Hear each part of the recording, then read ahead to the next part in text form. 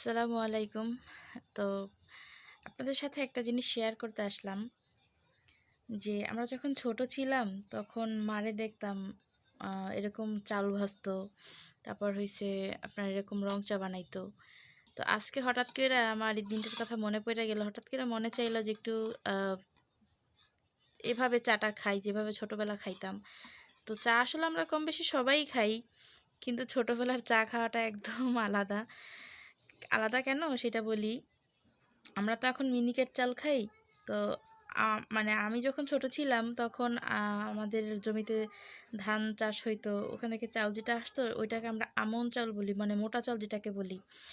তো কারো ক ভাষায় আমন চাল বলেন, কারো ভাষায় মোটা চাল, কাজলা চাল যেটাই বলেন না কেন ওইটা এরকম মা ভাজতো। আর তখন এরকম ঝাঁপিতে রাখতো না, রাখতো হইছে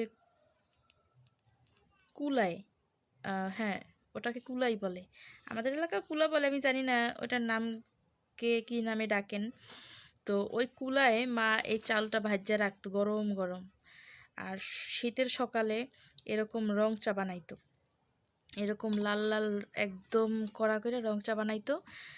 আর হচ্ছে এখন তো আমরা মানে কাঁচের জিনিসে খাই, কাপ আছে। তো তখনও কাপ ছিল, কিন্তু কাপ থাকা সত্ত্বেও আমরা কিন্তু স্টিলের বাটিতে খাইতাম। আমাদের বাসায় অনেক স্টিলের বাটি ছিল। এরকম ছোট, ছোট স্টিলের বাটি আমার ভাই-বোন, আমার চাচাতো ভাই-বোন সবাই মানে আমরা স্টিলের বাটিতেই খাইতাম। স্টিলের গ্লাস আছে, তারপর স্টিলের প্লেট আছে। তো আমরা স্টিলের বাটিতেই খাইতাম। তো ওই যে দিনগুলোর যে একটা মজা, মানে খাওয়ার যে একটা আনন্দ ছিল, ওই আনন্দ আসলে এখন আর পাওয়া যায় না কোথাও। কিন্তু হঠাৎ কইরা মনে চাইলো একটু চাল ভাজা দিয়ে চা খাই। চা আমরা কম বেশি সবাই খাই। কিন্তু আসলে কম বেশির মধ্যে আজকের আজকের চাটা মানে মনে হইলো যে ওইভাবে একটু বানাই, স্টিলের বাটিতে করে খাই।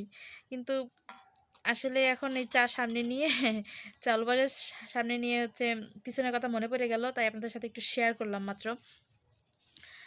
তো কিছু, কিছু স্মৃতি আছে আসলে ছোটবেলার আমাদের সবারই টুকটাক স্মৃতি থাকে। আসলে আমাদের বড়বেলা থেকে ছোটবেলার মানে ওই জায়গাটাই আমাদের ফিরে যাইতে মন চায়। যখন ছোট থাকি তখন মনে হয়, ইস! কবে বড় হব, কবে বড় হব? কিন্তু যখন বড় হয়ে যাই তখন ওই ছোটবেলার জায়গাটা আমাদের যাইতে মনে চায়। তো আপনাদের সাথে আজকে শেয়ার করলাম গরম, গরম চা স্টিলের বাটিতে, সাথে ছিল চাল ভাজা। এই তো ভালো থাকবেন। সবাই সুস্থ থাকবেন।